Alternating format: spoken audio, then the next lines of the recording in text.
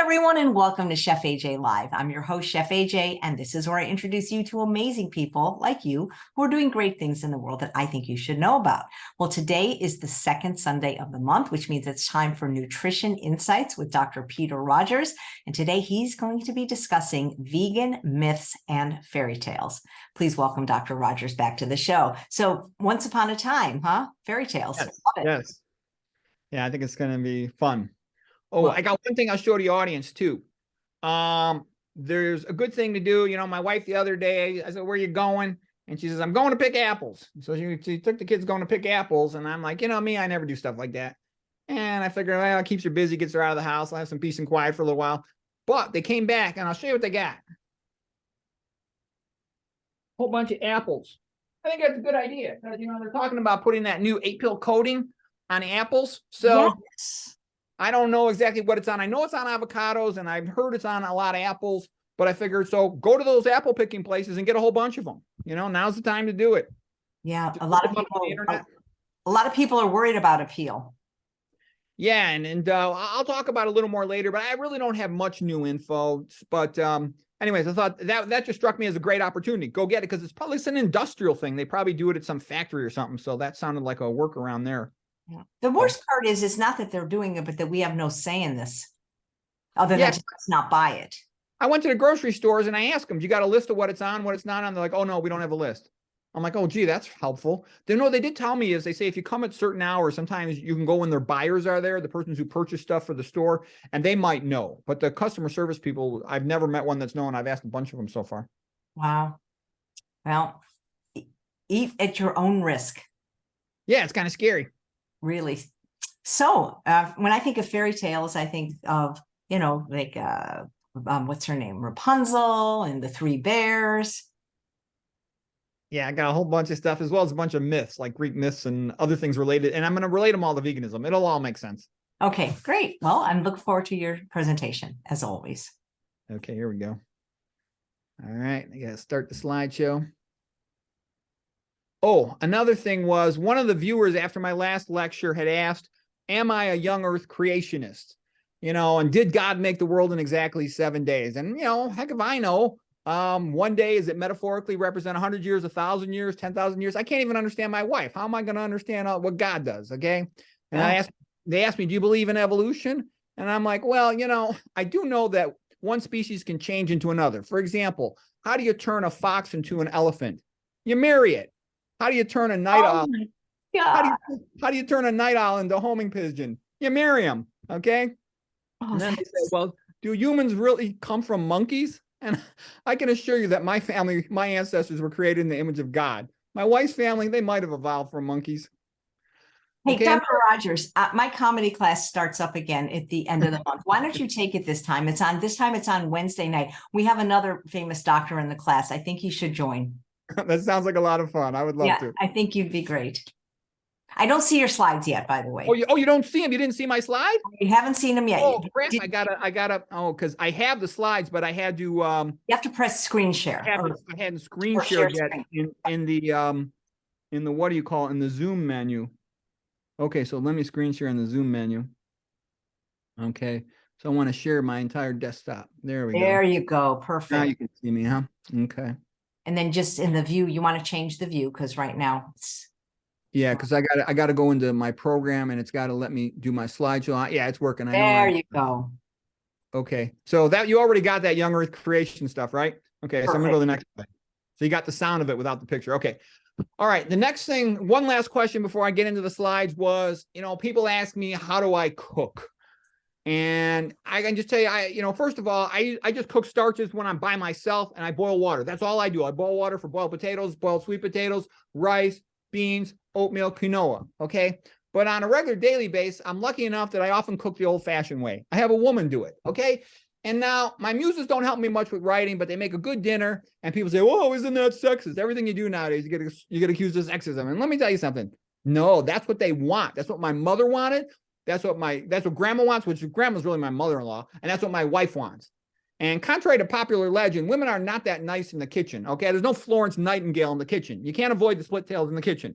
Women are like territorial animals in the kitchen, and they maintain control by yelling at anyone who goes near the sink. they're always saying stuff like, move, I need to peel potatoes. You're wasting water. You just splashed the window. Clean it up. I'm sick and tired of cleaning up after you. Turn that light off. You're wasting electricity. And I'll be like, I thought you wanted more light for peeling potatoes. And they'll go, get out of here. I'll say, you shouldn't use a metal spoon in the cooking pot. You scratch it. You're going to put aluminum in the food. And they go, get out of here. One more thing out of you. And you're going to cook for yourself. And it's the same in the laundry room. If I'm in the laundry room and they're nearby, it's no matter how I set the controls, it's always wrong. I'm ruining the clothes. I'm going to break the machine. And, even my mother was kind of like that. If she caught me brushing my teeth and rinsing my mouth over the sink, she'd say, I'm going to kill you. So, for what it's worth, never, and also women, in my experience, they always kind of overreact in the kitchen to almost everything. And they're always leaving around half-eaten bananas. Never in my life has a guy from my brothers, my father, my teammates, fraternity brothers, roommates, ever yelled at me for that sort of stuff.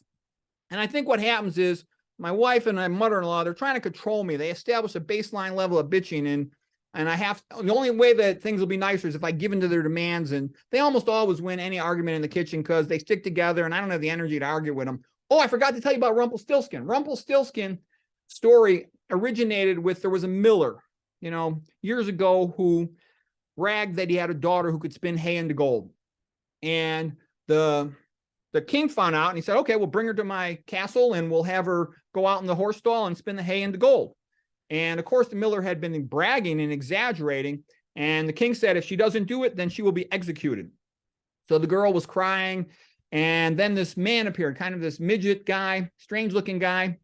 And he said, I will help you, but what will you give me? And she said, well, I'll give you my necklace. So she gave my necklace the first night.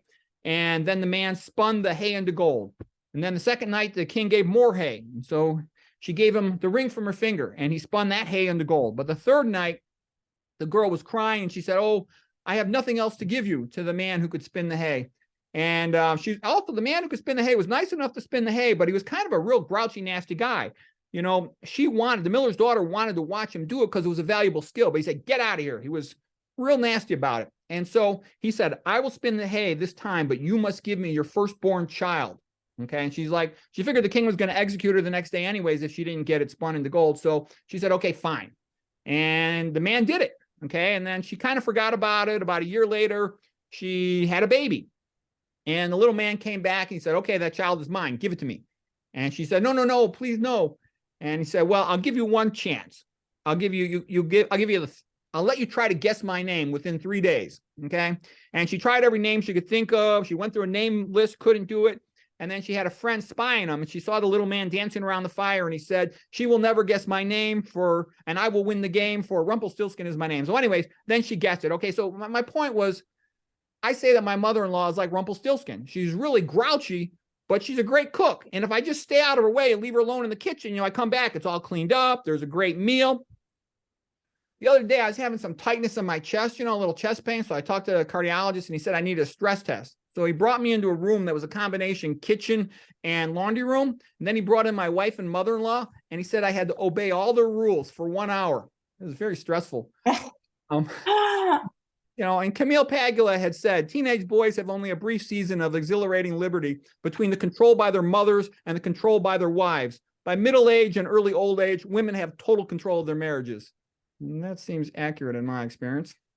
Okay. Our next topic, we're going to talk about the most memorable lines ever spoken in vegan history, the real nutrition history. So first of all, on the subject of carbohydrates, Dr. John McDougall said, all healthy populations eat a starch-based diet. There are no exceptions. Humans are starchivores, and you are not incurable from any disease until you have only eaten sweet potatoes and nothing else but water for 4 months. Interesting. Dennis Burkitt. High fiber diets protect patients from abdominal pressure syndrome. Okay, Durian Ryder said, sugar is the most powerful performance enhancer for your brain, your muscles, and your dong, according to him. Okay, on the subject of lipids, Caldwell Esselstyn, no oil, moderation kills. You only see heart disease in the countries that eat a lot of meat and oils. Coronary artery disease is a food-borne illness. Coronary artery is a toothless paper tiger that need never exist. Okay, Nathan Pritikin, fat is bad. There is no such thing as a normal occurring diet that is too low in fat or protein. In studies with controlled diets, people ate 0.75%. That's less than 1% fat, and they did very well. Okay, he's got the references to those studies in his book. Dean Ornish, it's better to make big changes than small changes because big changes generate big results, and that increases motivation. Roy Swank, Central Norway eats a lot of saturated fat, and they have lots of multiple sclerosis, whereas coastal Norway eats much less saturated fat. That's because in the central Norway, they had all the dairy farms. In the coastal area, they were eating more fish and other things, and they have much less multiple sclerosis. Okay, the Chinese diet is mostly rice, and it's very low in fat. And I don't think there's any multiple sclerosis patients in China. Okay, Dr. McDougall, the fat you eat is the fat you wear. Jeff Nelson from VegSource. The fat in nuts is also bad for blood flow. The benefits of omega-3 fats are exaggerated, according to him. Okay, Michael Brownlee. Excessive dietary fat causes reversal of electron transport in mitochondria. This causes insulin resistance. This is a magnificent paper. He wrote the paper called Unifying Theory of Diabetic Complications. It's a masterpiece, one of the best papers I ever read in my life. It's a work of genius. Okay, Gerald Shulman, MD, PhD. He's the guy who was out at Yale working with nuclear magnetic resonance spectroscopy. He said, we have confirmed that excess fat in skeletal muscle is the main cause of insulin resistance. We call this the ectopic fat theory of diabetes. These guys both won the Banting Award for diabetes research. They're both incredible geniuses. Okay, Michael Greger. There are two types of doctors, vegans and those who have not yet read the literature. You know what, Dr. Rogers? I think that was credited to Dr. Kim Williams, actually. Oh, that one about there's two types of doctors? Okay, I'm sorry. That's okay, but I'm pretty sure that's his line. Oh, okay. Okay, so that's Dr. Kim Williams, a cardiologist. Okay, William Roberts. When you feed them a high-fat diet, all herbivores get atherosclerosis.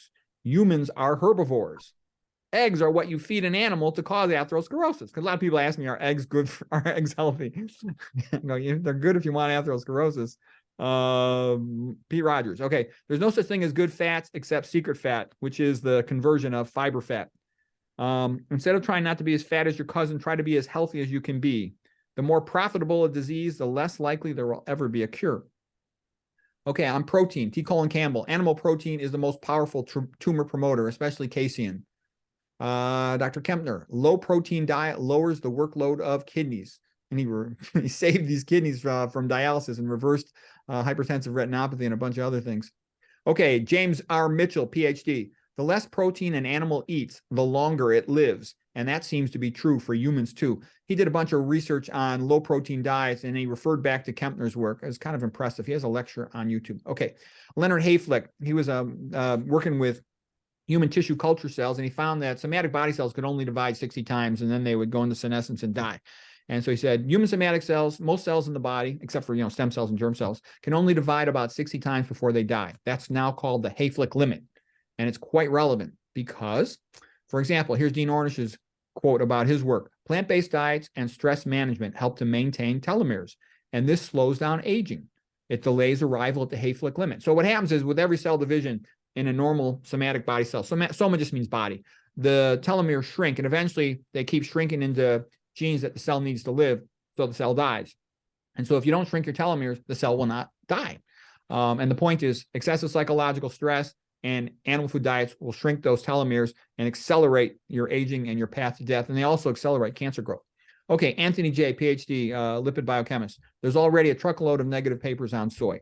Okay. Animal protein is more leucine and methionine than plant protein, and meat is high in fat and iron. All of these things activate mTOR. mTOR is the growth pathway, and it causes accelerated cell replication. So when you speed that up, you speed up aging, you speed up arrival at the Hayflick limit, and you speed up cancer growth. So you don't want mTOR activated. Okay, Chef AJ. The key to losing weight is to eat low caloric density food. Eat your veggies first. If it's in your house, it's in your mouth. The longer you eat simple, the better simple tastes. Mm-hmm.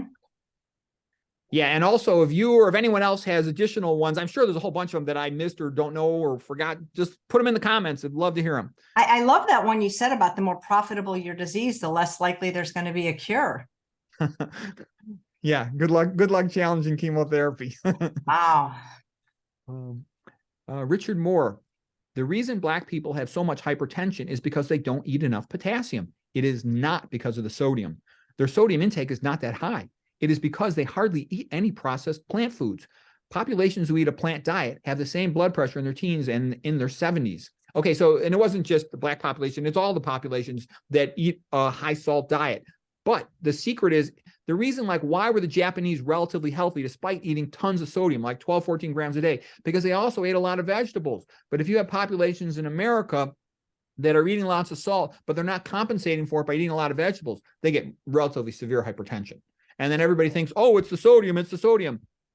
No, you gotta deal with the potassium. He's a guy who wrote everything about the relationship between potassium and sodium. Trust me, this is incredible stuff, and doctors don't know that. If you look at the Donison study from 1929, the Lancet Journal, they had 1,800 consecutive admissions to a hospital in Kenya, and there was not a single person with hypertension, zero, because they ate a plant-based diet.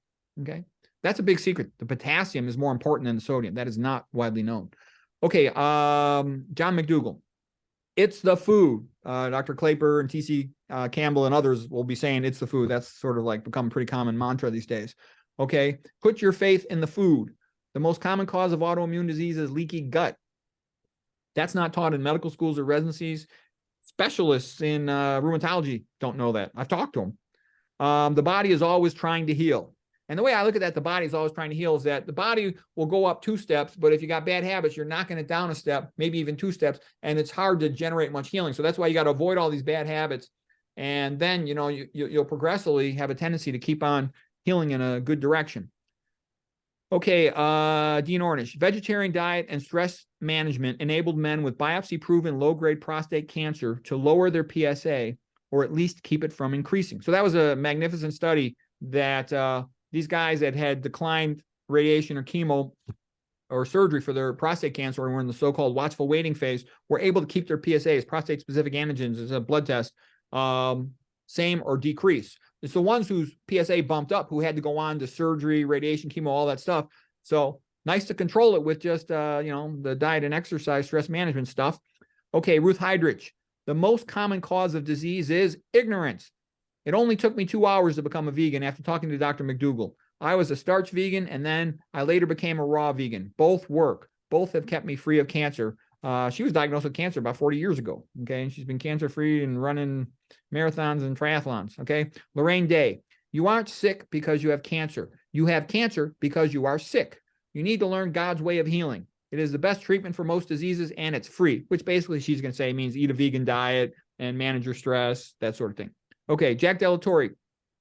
Chronic cerebral hypoperfusion, I call them mouse equivalents, is the most common cause of dementia, meaning he's the guy who tied off the carotid artery in a mouse, and then the typical middle-aged and older mouse would become demented 2 months later.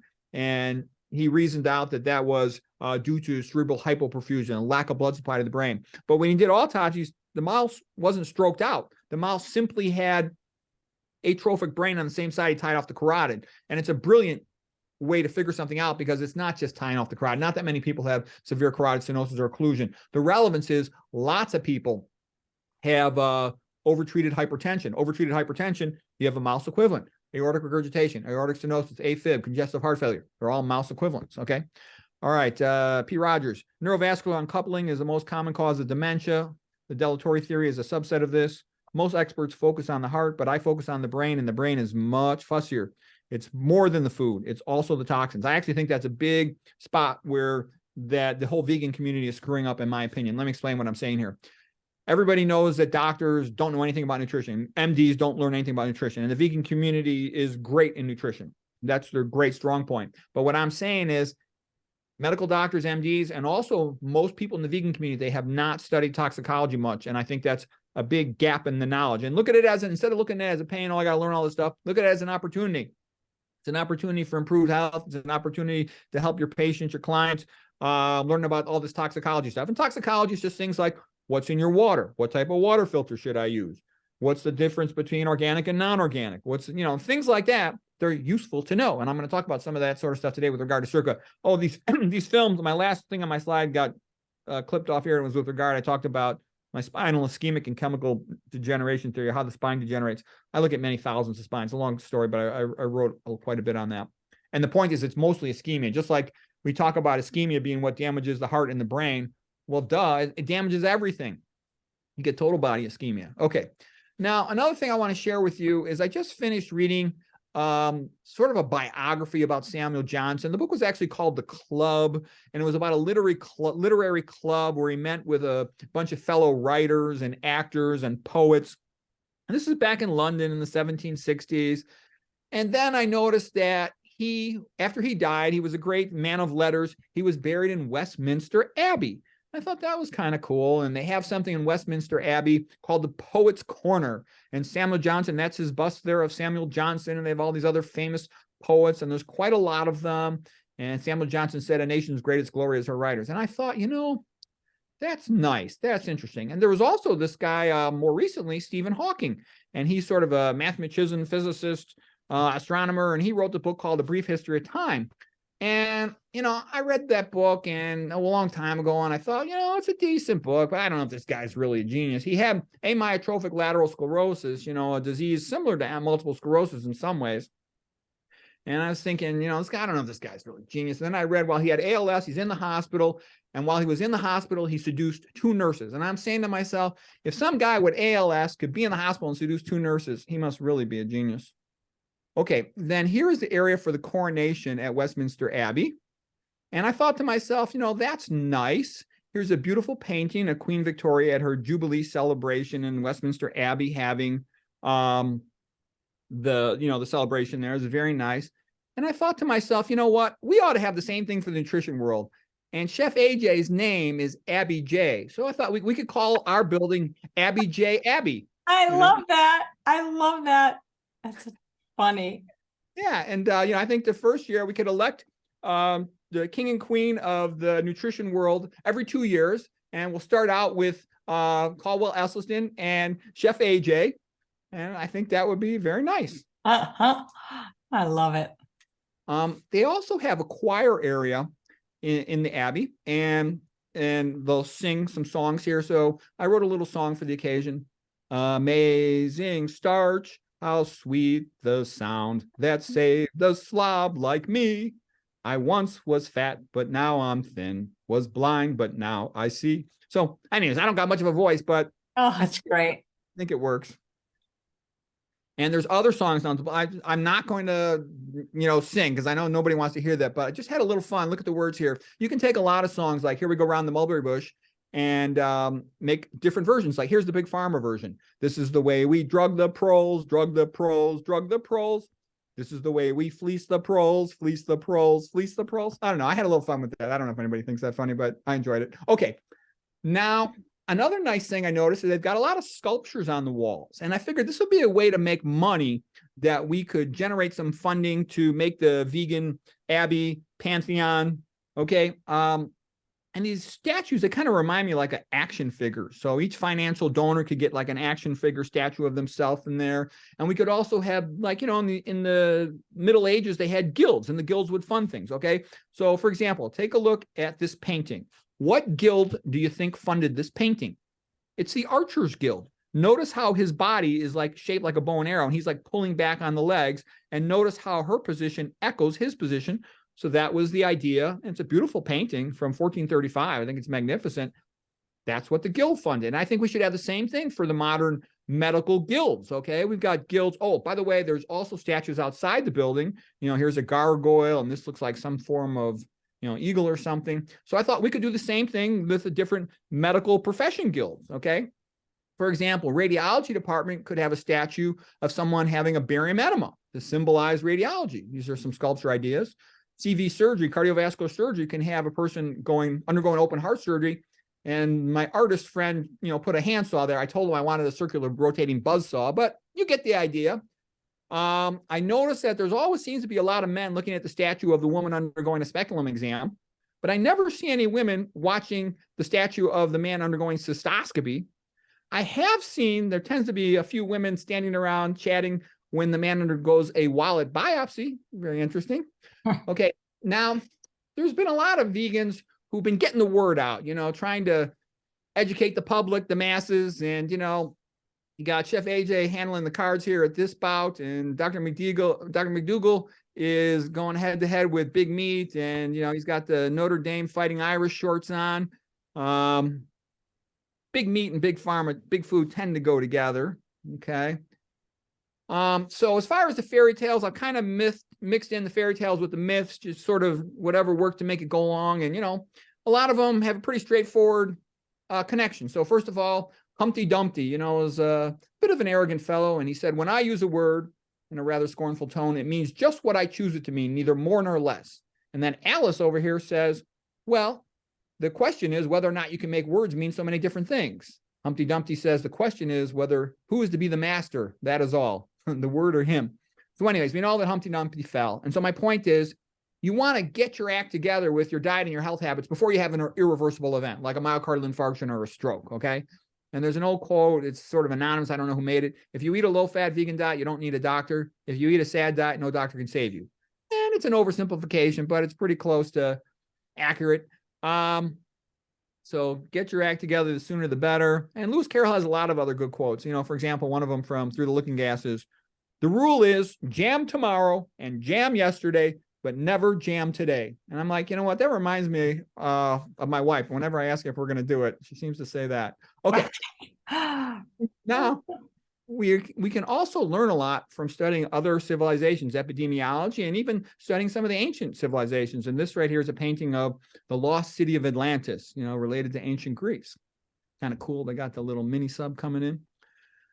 Okay, so one of the first obvious fairy tales that applies is the ugly duckling. And so everyone can relate to this. You know, they're in their fat phase, looking like the Mona Lisa, and they want to look skinny like Venus. And we can help you with that. Okay, there is another old fairy tale story that's relevant. It's called Buridan's Mule, or ASS is how it's also sometimes referred to as. The problem with the mule is equally hungry and equally thirsty.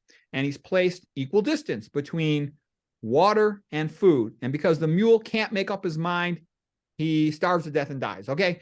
And what is the point of this? The point is that a lot of people want to lose weight, but they don't want to give up the meat and the processed food. They can't commit and they don't do anything. Okay. Until then they have an irreversible event, whatever it might be, heart attack or stroke, and it's too late. And so this inability to commit is sort of a form of analysis paralysis. So a good thing to do is just try it for a couple months, try it for 2 months, 3 months. And I think what'll happen is you'll see some results and that can motivate you to continue, as we sort of spoke about later. Like Chef AJ said, eat veggies first to kind of stretch your stomach, get early satisfaction of hunger. And then for long-term satisfaction of hunger, starch is the best way. Eat low percentage fat. Rice, potatoes, sweet potatoes all have only 1% fat. The lower the fat, the skinnier the population. Look at the Chinese, you know, before 1970, when they ate all rice, 1% fat or less, billion out, about 85 to 90% of their calories, billion out of a billion are skinny, except for Bolo in the Bruce Lee movies because he's taking steroids. And by the way, if you want to eat beans that are low fat, lentils are probably the lowest fat at about 3% compared to like garbanzos or, you know, chickpeas are about 13%. So do your OMAD diet. The only thing making it a little more complicated these days is we don't know what's going on with that 8-pill coating on the fruits. So I'm eating a little more starch than I usually do. I'm eating some frozen stuff. I don't think it's on there, but I'm in the process of getting that figured out. If you are taking any medications, especially for hypertension or diabetes or anticoagulation, let your doctor know so you can titrate the dosages. They'll probably decrease when you go this path. And I know what a lot of people do. A lot of people are like the young Icarus and Daedalus. He's the father, and that's the son, you know, let's say 20 years of age, around that age, about the age where young guys, testosterone's so high, they never listen to anybody.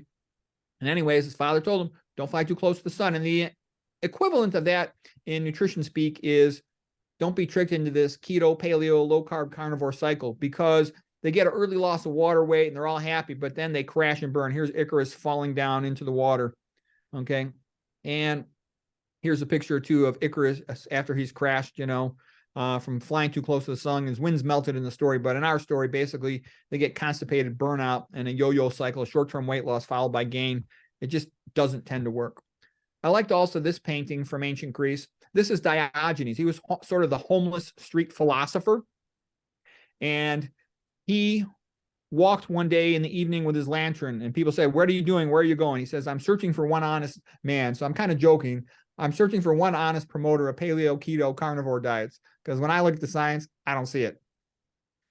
All right. And now here's another ancient Greek man who had to fight off siren temptations. And this is Odysseus. And he had himself tied to the mast so that he would not react to the sirens who were calling out to him. And all the men, if you look around, and they've got their ears and a hat and their ears strapped over so they won't hear the sirens and do things they shouldn't do. So I thought that was a rather nice painting. Don't be tempted by nonsense. And then here's another painting of the sirens, a little bit more like what I would expect sirens to look like. again, the men have their headgear on. It's a different artist here. I thought it's kind of a beautiful painting. And another thing that Odysseus did, Odysseus, as you'll remember, after the Trojan War was over, Odysseus was trying to find his way home to Greece, to Attica. And it took him 10 years to find his way home. And he had all kinds of obstacles and difficulties along the way. And he didn't know what to do. He was lost. He was kind of in despair and hopeless. And it was recommended to him to go into the underworld. To go into the underworld is called catabasis. It's a literary form. And the advantage of that is you can learn from people in the past who are no longer with us. So he went and spoke to the great prophet Tiresias from Thebes, who gave him good advice that helped him figure out what he needed to do to find his way back home, find his way back to health. Okay, and what that means to us, analogous, is that we can look at our nutrition forefathers. We can read about Walter Kempner. There's a great biography of him. I think the author's name is Barbara Newborg. It's quite good. I would recommend you read that book if you want to learn about Kempner. Plus, there's lots of videos online about Walter Kempner. You can read Dennis Burkitt's books, and there's videos online about him. You can read Nathan Pritikin's book, and there's videos online about him. Roy Swank's book, and there's videos about him. So you learn a lot from our nutrition forefathers. One of the things I especially like about these guys, you'll see, they're just trying to figure out how everything works. There's no secondary trying to sell something. So, and also that was back in the days before you had all this big money coming in that's biased a lot of the research. So it's well worth your study, all of those individuals there, to learn quite a lot of useful information about nutrition and health. Okay, speaking of old timers who had some interesting thoughts and experience with diet, is Pythagoras. Everybody's heard of Pythagoras because they remember the Pythagorean theorem for figuring out an isosceles triangle, you know, the angles and stuff. But it actually turns out he was the first vegetarian, the first well-known vegetarian. Some people say it's because he believed in the transmigration of souls and that, you know, any animal could become a different type of animal. Other people say that's not really true and it was because of health. He certainly did promote the vegetarian diet, thinking that it was a lot healthier. And as a matter of fact, before 1840, the vegetarian diet was called the Pythagorean diet. It was only, they didn't coin these names vegetarian diet until around 1840. Pythagoras was kind of an all-around interesting guy. There were people that were sort of his followers, the Pythagoreans, and, you know, he figured out the octave on the harp. They would celebrate the sunrise, so they enjoyed sunshine, they enjoyed music, and they enjoyed a vegetarian diet. Those are major steps towards becoming quite healthy, and these things don't cost any money. All right, and now we're going to get into another allegory coming from the ancient Greeks. This one is from Plato, and this is Plato's cave. So in Plato's cave, the majority of the citizens were essentially intellectually chained, if you will, within the cage, and they were simply shown shadows by the storytellers who controlled what they saw. And most people never turned around or ever thought of anything in a different way. They simply were just convinced by the shadows that they saw. The shadow makers were the paleo, keto, carnivore community, getting them to try to believe all this nonsense, okay? So there was a fire behind them that reflected over the statues that were held up. Rarely, one of these persons would escape from the chains and find their way to climb up out of the cave. And when they first climbed up out of the cave, it was very difficult. The bright sunlight was overpowering, and they were now starting to recognize absolute truth instead of manufactured truth, if you will. And so the idea of it is that one should try to get up into the real light of truth. At the same time, when a person does reach into the light of real truth and real experience, and they try to come back down in the cave, often they are not met with friendliness. The people in the cave say, "You're crazy, you're nuts, you know, where are you going to get your protein? Where are you going to get your calcium? Vegans are all wimps," okay, that sort of stuff. And it takes a while to go through that, and sometimes you might think it's not even worth it. But that is the allegory of the cave by Plato from Plato's Republic as it relates to nutrition and health. And it's a very useful metaphor. To me, it reminds me of the Indian metaphor of 6 blind men and an elephant, where the first guy holds the elephant's tail and says it's a rope. Second guy holds his leg, says it's a tree. The next one holds his ear, says it's a rug. And the point of that is you want to try to look at things from multiple different viewpoints and see the different viewpoints. And once you've gotten that, then try to, in a sense, raise yourself up, like standing on a hill to look down so you can see with a bird's eye view and figure out the objective truth of the situation. And I think when you do that with nutrition, what keeps on happening, you're like, gee, you know, people end up being low fat, low sodium, vegan, okay? It works. Okay, now here's another one of the ancient Greek stories. This is the story of Antigone. Antigone was a wonderful lady. She was the daughter of Oedipus, and we all know the famous Oedipus, okay? And she had 2 brothers. One was named Polynices, and the other brother was Eteocles. And there was a conflict over who was going to be the ruler of the city of Thebes. And the brothers ended up like in a civil conflict between each other. And then a new king was put in place named Creon. And Creon did not like Polynices and declared, because he's fought against what he saw his interest. So he declared that Polynices should be left outdoors to be eaten by the vultures and the dogs, and that he should not be allowed to have a burial. And Antigone said, I don't care what the king says. And she buried her brother anyways. The guards caught her doing this, and she was arrested and brought before Creon. And Creon said, why did you do this? You disobeyed me. And Antigone said, there are laws of the gods that are timeless, and they are above the laws of man. Okay, and Creon still declared that she'd be executed. It's a long, sad story, but it basically just ruined his entire kingdom. And so what I'm trying to say here is, that's one of the reasons why I teach this low-fat vegan diet. I got friends who tell me I'm crazy. Why you even bother with stuff? There's no money in this vegan stuff. Why do you bother with that nonsense? Why don't you get a moonlighting job, make some real money? Okay, and I can also tell you, here's how I see it. You want to try to do good things, because when you do good things, it kind of has like a ripple effect. Each person doing something good ripples out and affects other people, and so on and so on. And so the world gets better for everybody if we behave that way. We all try to do what's right. Okay, so each person in their own individual setting influences the people around them, and that influences more people, and it can lead to things being better for everybody, or if they're not being that way, worse for everybody. Okay, now here is the story of Little Red Riding Hood, and how is that like the healthcare system? Well, Little Red Riding Hood, she got a basket full of goodies from her mother to give to grandma, okay, her Little Red Riding Hood's grandmother. And she had to walk, over the river and through the woods to grandmother's house. She went, and when she got there, the wolf had eaten grandma and was hiding in the bed with the cap on over the big ears. But she still kind of noticed. So Little Red Riding Hood said, oh, what big rooms you have for Doppler stethoscope and EKG. And the wolf said, the better to hear you with, my dear. Little Red, oh, and what big machines you have. So this is like a person visiting a hospital. And what big machines you have for CAT scan and MRI. And the wolf, the better to see you with, my dear. Little Red, oh, and what big rooms you have for blood labs and colonoscopy. The better to smell you with, my dear. Little Red, oh, what a big pharmacy you have. And the wolf, the better to drug you and rip you off and finish you off, my dear. Okay, so what's the point of this? That the idea of having diagnostic tests can be very useful. Get your total cholesterol checked, check your vitamin B12 level, check your serum ferritin. But one of the things people forget is that having a diagnostic test does not cure you.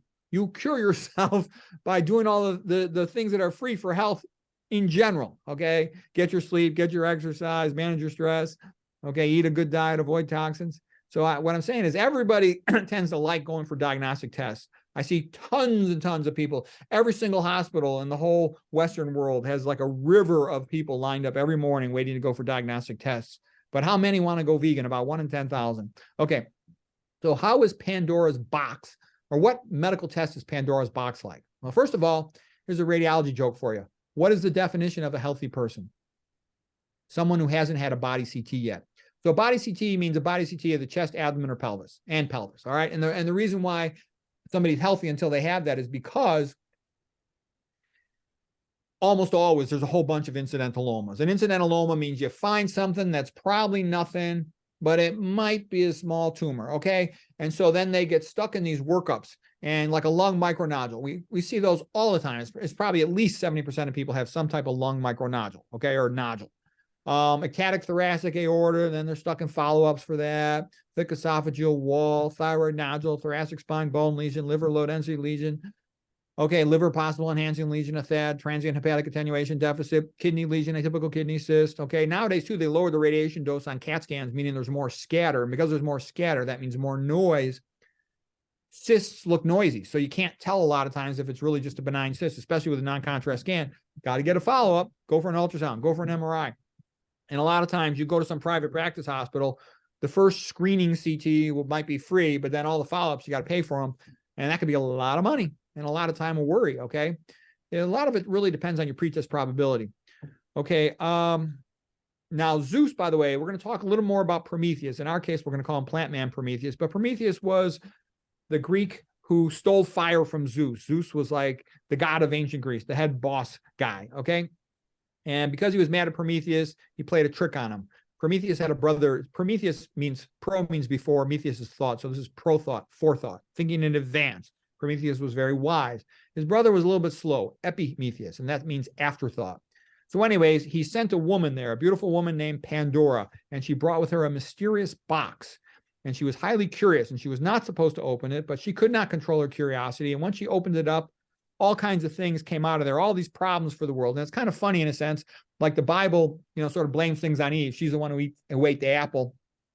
The Greek stories kind of blame it on a woman too. She opened up Pandora's box. At the bottom of the box, though, there was something good. There was hope.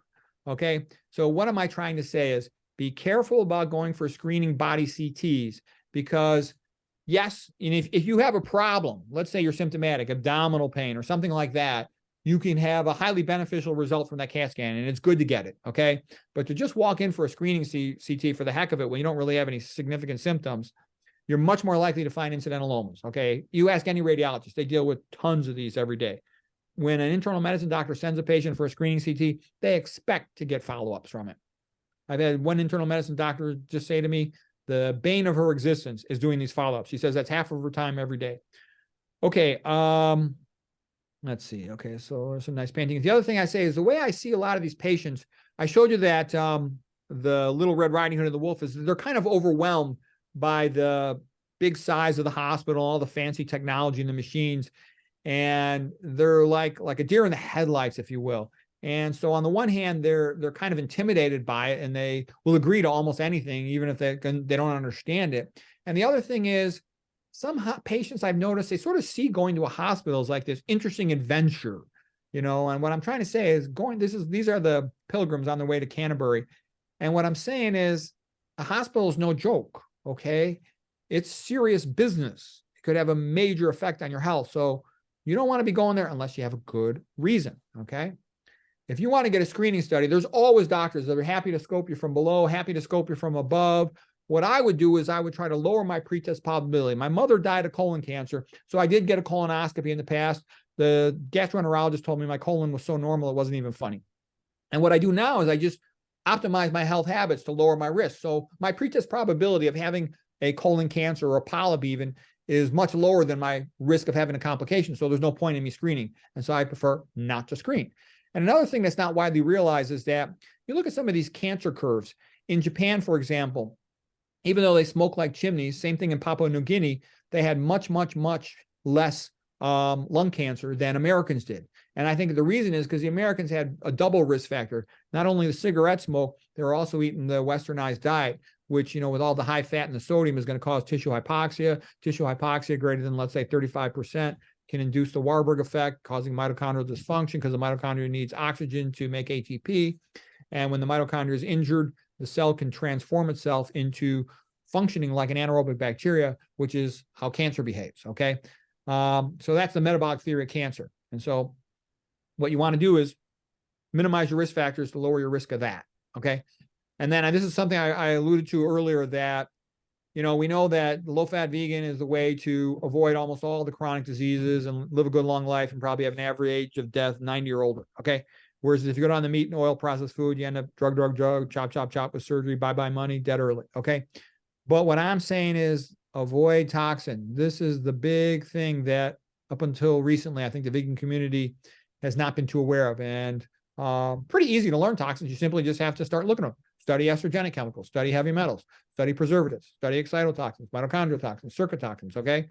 And that's kind of the big thing right there. There's other stuff too, but that's the big idea.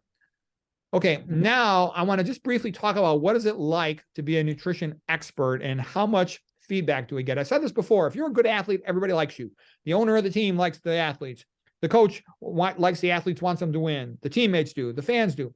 But it's not like that in the health world. In the health world, if you're working in conventional health and you're doing this vegan lifestyle stuff, a lot of conventional health doesn't like it. And sort of like Zeus in the world of conventional medicine and big money is like big pharma, big food, okay? Big medicine, okay? And they don't like it when nutrition experts teach too many. Luckily, the pros don't tend to listen too much. So they never really have that much of effect. And so big pharma don't come after them too much. But when plant man Prometheus stole fire from Mount Olympus, Zeus was pissed off. He threw some lightning bolts at him. And then, of course, Prometheus gave it to gave it to mankind to help him. One thing too, this is a painting. Zeus would often hide his identity and appear as something else. Like here he is as a bull, and he abducted, seduced Europa. It's kind of a beautiful painting here. And there's also the symbol of Zeus, the eagle. And I thought this was a little interesting because I'll show you what I learned, that the planet Jupiter, Jupiter is the Roman or Latin name for Zeus, it was the Greek name, Zeus. So anyways, Jupiter planet has 4 major moons named Io, Europa, Callisto, and Ganymede. And those were 4 of the lovers of Zeus. So when NASA made a satellite to observe Jupiter, they named it Juno, which is the Roman name for Hera, or Latin name for Hera, the Greek name. And because Hera was always chasing Zeus around, trying to find him when he was in his disguises, seducing women. So I thought that was kind of funny that Juno was the name of their space observation satellite for Jupiter, for Zeus. Anyways, here's a nice painting of Prometheus. Here's his punishment for helping mankind. This is the symbol of Zeus, the eagle, and of course the thunderbolt. He sends the eagle every day to eat the liver. The liver can regenerate, okay? So what am I basically saying? Be nice to your nutrition coaches and experts who help you, because their life is rougher than you think, okay? And luckily, Hercules came along and he helped to save Prometheus. This is Prometheus bound. Zeus had him shackled to the mountain by Hephaestus, or the Vulcan, who was the blacksmith for Zeus. And anyways, Hercules helped protect him. So, we need to have the ability to have free speech discussions about nutrition and toxicology so we can help each other to learn and help to optimize our health. Okay, I'm briefly going to talk just a little bit here about an action potential in a neuron. So this is a neuron, like a cell in your brain. Here is the cell body where the nucleus is located that has the DNA in it. Here's the mitochondria. This is the axon. And an electrical message is transmitted from the cell body down to the axon terminal. And, sodium generates a current. And once you reach the axon terminal, after an action potential has come into the terminal, calcium flows into the axon terminal through a calcium channel. And the increase in cytoplasm calcium activates these neurotransmitter, NT is for neurotransmitter, these vesicles to travel to the plasma membrane at the synapse. The synapse is the connection between 2 neurons. Release a neurotransmitter. It diffuses across the cleft, exerts an effect upon the postsynaptic neuron. Okay, that's how a neuron works. And the key point is calcium is the ion that makes it happen. Think of calcium, remember the ring is one ring to rule them all, one ion to rule them all. Once calcium goes up in the cytoplasm, things happen. Whatever that cell does, whatever its big trick is, that happens. So in a neuron, that means to release neurotransmitter. Okay, here's pretty much how a cell does its business. I'm going through this physiology here because it's going to enable you to understand tons of things about human health. This is really valuable physiology I'm sharing with you. Okay, it explains a whole bunch of diseases. All right, so every cell has what's called a Kn ATPase. K is for potassium. It comes from the Latin word kalium, kale, like kale, potassium, kalium, and N is for natrium, the Latin word for sodium. All right, so I put the first letter K because it is the potassium coming into the cell, and I put the second letter N because the natrium, the sodium, is going out of the cell. Notice that 2 K are pumped in, 3 Na are pumped out. So we're pumping out more positive charge. Sodium is +1, and as is potassium, +1 charge on it. So they're both cations, meaning positively charged ions. The relevance is the cell develops a negatively charged interior over time, and having a differential charge across a membrane, that's a battery, and the cell uses that for energy. The cell does most of its work across the plasma membrane based on this gradient. Okay, there's a gradient that's electrical in terms of -65 millivolts is the charge differential, and it's also a chemical gradient. There's much more sodium outside the cell than there is inside the cell, electrochemical gradient. And that is then coupled to doing other things. By allowing sodium to come in along its gradient, you can pump out calcium. And this is the NACA exchanger, Na for sodium, Ca for calcium. It's often abbreviated NCX. And this thing is super fast, can pump out thousands of calciums per second. So neurons have a lot of these. By the way, in a neuron, 66% of the neuron's energy runs this Kn ATPase. It is the most important energetic thing in the entire cell. So that's a lot. 2/3 of the neuron's energy go to this. In a regular cell, it's more like about 1/3 of its energy. But this is super important. So as you can imagine, it's a big deal to eat too much dietary sodium. You're messing up this ion pump in all your cells. Okay, it's also a big deal to eat too much calcium. You don't want to be doing that because you could interfere with this. Plus, there's a lot of things that affect calcium metabolism. All right, and like I said, when calcium comes up high in the cell, that's when things happen, like release of a neurotransmitter. all right, in your neurons. In a smooth muscle cell that line your arteries, smooth muscle cell contraction, release of insulin. So when you have problems with this, you can cause insulin resistance. I'm going to get to that in a moment, but there's also a very high concentration. Like sodium, there's a high concentration of calcium outside the cell compared to inside the cell. And that coupled electrochemical gradient is used to pump all kinds of other things across that plasma membrane. All right, so the big new thing I'm going to share with you today is something called SERCA. SERCA is right here. In a skeletal muscle, the calcium storage organelle is called the sarcoplasmic reticulum. That's what the S is for. In most other cells, it's simply called ER for endoplasmic reticulum. Okay, and then the CA stands for calcium ATPase. So it's an ATP-driven pump. Here's the ATP. And what it does is it pumps calcium from the cytoplasm into the endoplasmic reticulum. So the endoplasmic reticulum is like a storage site for calcium. It's in continuity with the nucleus. That's why it's drawn this way. All right, so the relevance is when calcium comes into the cell and its concentration increases in the cytoplasm, big things happen. It is the major controller of cell function. In a neuron, release of neurotransmitter, like glutamate, for example, excitatory neurotransmitter. In the pineal gland of the brain, that's where melatonin is made. Melatonin is then released, which helps you to sleep. Okay. In the mast cells, which are a major cell in your immune system, the mast cell will degranulate, meaning that it will release vesicles of histamine, which is quite inflammatory. Okay. So persons who have a problem with calcium metabolism will be more prone to allergies, for example, or abnormal hyperinflammatory immune responses. In the pancreas, increased cytoplasm calcium will cause the release of insulin. Okay. In the skeletal muscle, it'll cause the muscle to contract, cause the heart muscle to beat, for timing, like a pacemaker effect, and it'll also cause heart muscle to contract. And it'll also cause the smooth muscle cells lining the arteries to contract. So if you have chronic high cytoplasm calcium, your arteries are going to be contracted, and that's going to cause hypertension. It also causes platelet activation. It makes the platelets more prone to clotting. So that is bad. So the point of all this is that it's a big deal what's happening with cytoplasm calcium, and we want it to be optimized. And the way we optimize it is plant-based diet gives us lots of potassium. It's a long story, but magnesium is relevant to this too, because magnesium is always a cofactor on ATP because it keeps those phosphates with their powerful negative charges from busting apart. And its positive charge sort of gets the negative charge of the phosphate to calm down. So ATP only does what it's supposed to. And then you need this SERCA, because what happens is after a neuron, let's say an action potential is fired, neurotransmitters are released, the neuron then needs to shut that down. So real quick, calcium is pumped back into the endoplasmic reticulum of a neuron, okay? In a vascular smooth muscle cell, same thing. Once you contract it as much as you need to, you want to relax. Same thing in a skeletal muscle. So you got to quickly pump that calcium into this endoplasmic reticulum, and that's what SERCA does. So you need a good SERCA in order to be able to lower cytoplasm calcium. That is super important. I'm just sharing with you. That is super important. You have to know that. SERCA pumps calcium out of the cytoplasm into the endoplasmic reticulum to lower it down and to turn things off, okay? High calcium in the cytoplasm is like a green traffic light, turns things on, go, go, go, okay? Pumping calcium into the endoplasmic reticulum shuts things off, red light, okay? Also, you've got these other pumps. You've got the NACA exchanger, which is, the sodium calcium exchanger, and that pumps a ton of calcium out into the extracellular matrix, pumps it outside the cell, okay? You also have another pump down here called the plasma membrane calcium ATPase. It is especially relevant in non-neuronal cells, non-excitable cells. So in smaller amounts, it has a relatively high affinity for calcium, and it'll pump out calcium for numerous situations, okay? But when you have a cell that's really doing big things with calcium, like your excitable cells, cardiac muscle, neurons, etc., you're going to be using NACA more, and you're going to need SERCA more, okay?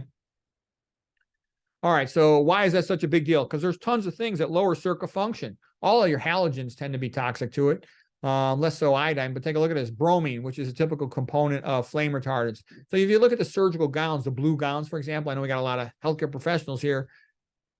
The blue gowns are going to have flame retardants in them because you're working with cautery. They're afraid there's going to be a fire, so they have flame retardant. Versus you can just use like something, if you just need a splash protector, you're doing some other procedure that doesn't require full sterile scrub, then just wear, one of those yellow or white gowns so you don't have to have flame retardants on there, okay? Titanium dioxide nanoparticles are a common thing now in sunscreens and in medications. They're like a whitener for pills and stuff. They're toxic to mitochondria, and they're toxic to the testes. And I think they have a harmful effect on SERCA as well. Yeah, they're a mitochondrial inhibitor. They affect succinate dehydrogenase. Okay. neurotoxicological effects of titanium dioxide nanoparticles. So how is this relevant? Well, I wouldn't be taking any pill or rubbing any cream on myself with this stuff. Okay. You can have titanium dioxide that's not a nanoparticle in some type of sunscreen. I actually avoid sunscreens, but I mean, some people have to work outdoors and need them, but avoid these nanoparticles because they can be quite toxic to you. And these are showing that they tend to damage the plasma membrane calcium ATPs. That's a slower one, but it's still important that I was talking about. And they will cause neurotoxic effects, can cause impaired cognitive function, impaired spatial recognition. Okay, not good. And like I said, you see these in lots of cosmetic products, sunscreens. They're also in toothpaste and cosmetics. So my advice is just be a minimalist. It's so hard to know what to avoid. I would say just avoid as much things as you can. And then the things you have to use, check them out pretty carefully. So here was a little bit about how oxidative stress, and that can be caused, let's say, by having a high serum ferritin, for example, by eating a lot of omega-6 fats. Oxidative stress in the blood will have a tendency to damage the plasma membrane calcium ATPase. Okay, for whatever the reason, it just has a common pattern that it'll damage that, and that will start to damage calcium metabolism in your cell. So you want to avoid things that cause oxidative stress. As a general principle, if you hear something causes oxidative stress, think that it might damage plasma membrane calcium ATPase and avoid it if you can. Okay, and what's an example of why that matters? Well, it is thought that injury to the plasma membrane calcium ATPase is a major contributor to the pineal gland in the brain becoming calcified. F- in the water is also thought to do that.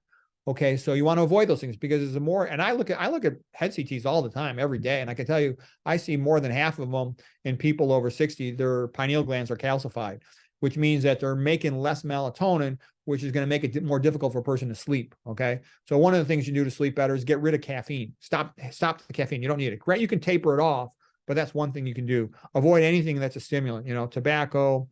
And there's other things that can potentially too. You want to avoid that stuff. Okay, now I'm going to talk about something again related to SERCA, is that diabetes is associated with glycation of that SERCA, the calcium pump into the endoplasmic reticulum.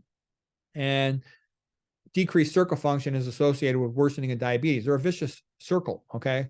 There's a lot of papers on this subject, and here's the vicious circle. So if you have decreased SERCA function, you're going to have more insulin resistance.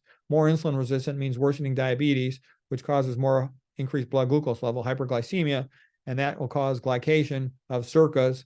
And you'll also get elevated hemoglobin A1C, which is glycating your hemoglobin. And that's why the higher your hemoglobin A1C, likely the worse SERCA function you have in your body. So in general, what do you want to do? You want to avoid the things that cause insulin resistance, like, high fat diets, especially saturated fat, excessive dietary sodium, deficiency of potassium and magnesium. So just eat the plant-based diet, okay? Low fat plant-based diet, and you avoid the major causes of insulin resistance and type 2 diabetes. And then avoid all these things that cause SERCA. I'm going to give a list here in just a little bit. And you want to break out of this vicious cycle. It's real common. Most Americans are sort of trapped in this, and they just progressively deteriorate. Okay, nitric oxide also plays a role that it improves SERCA function. Okay, so, and you would think they might be related because they both affect calcium metabolism and the amount of cytoplasm calcium, because nitric oxide is a vasodilator, and it also prevents platelet aggregation. So what did we just say? High cytoplasm calcium causes vasoconstriction and causes platelet activation. So nitric oxide is your friend, So just like Dr. Esselstyn is always talking about, do what you can to increase nitric oxide. Yeah, you want to do that. And not only that, the better control cytoplasm calcium, you'll tend to have better SERCA function. Okay, they work together. So there's things that help you, and there's things that make you healthier, and things that make you sicker. So you want to avoid things that lower nitric oxide, like excess dietary sat fat, excess dietary sodium. All right, and now here's something else that's interesting, that there's decreased SERCA function with lung cancer, especially small cell lung cancer and adenocarcinoma of the lung. Adenocarcinoma of the lung has become quite common, okay? Wasn't shown to be the case with squamous cell or large cell, but it's a major player in these two cancers, small cell and adenocarcinoma of the lung. So what I'm saying is SERCA and calcium metabolism, sodium metabolism, potassium metabolism, they're important in every single cell in your body. And that's that whole idea of, if your whole body is healthy, then you're less likely to have these problems, okay? So I think that's relevant. Normal electron transport. Now, what I talked about was the issue of SERCA. In the past, I've talked about excitotoxicity. Now I'm going to talk about mitochondrial toxicity. And one of the reasons why I'm talking about them all together here is they're all connected. They all kind of can cause each other. And so you want to just avoid all of them as much as you can. And, you know, to some extent, there's some things, no matter what you do, there's some things you can't completely avoid, but avoid what you can. And the net result is, I think, you'd be a lot healthier. All right, so here is a mitochondrial membrane. There's an outer mitochondrial membrane, abbreviated OMM. And here's the inner mitochondrial membrane, usually abbreviated IMM. Okay, and there are these protein complexes. This is complex 1, complex 2, 3, and 4. All right, and they're like a fireman bucket brigade, and they pass electrons from the least electron grabber to the most powerful electron grabber. The ultimate electron acceptor is oxygen. Oxygen has like the highest electronegativity other than fluoride for wanting to grab electrons. So you pass, it's almost like a snowball rolling downhill, okay, till it gets to oxygen, then the oxygen is converted into water. All right. All right. So what I'm saying is there's a lot of things that will inhibit this. I'll show you these on the next slide. And you want to minimize inhibition of your electron transport because you need this to make ATP. The vast majority of energy in your body is made from electron transport, in the ballpark of 85% or something. It depends on the exact cell type and whatnot, but it's most of your energy in your body. The brain makes tons and tons of ATP in this way. So what happens is these complexes pump a proton into the intramembranous space between the outer and the inner membrane. And it's like pressurized air, if you will. Okay, all these protons pumped in there. And then they harvest the gradient at this next complex here, sometimes called complex 5. And when that comes in, this is ATP synthase, this pump right here, and it will then spin and it converts ADP plus phosphate into ATP. And this is adenosine triphosphate, and that then is used by the rest of the cell for energy. That's like a $20 bill in a cell, okay? So you have to make this gradient, you have to pump protons, and the proton gradient has to be harvested. That is how energy is made in all animals. All right, so what is the effect of some of these mitochondrial toxins? These food dyes. One of the reasons why I won't ever eat a processed food, things that have more than one ingredient, is because these food dyes, there's a whole bunch of them. They inhibit mitochondria. All right.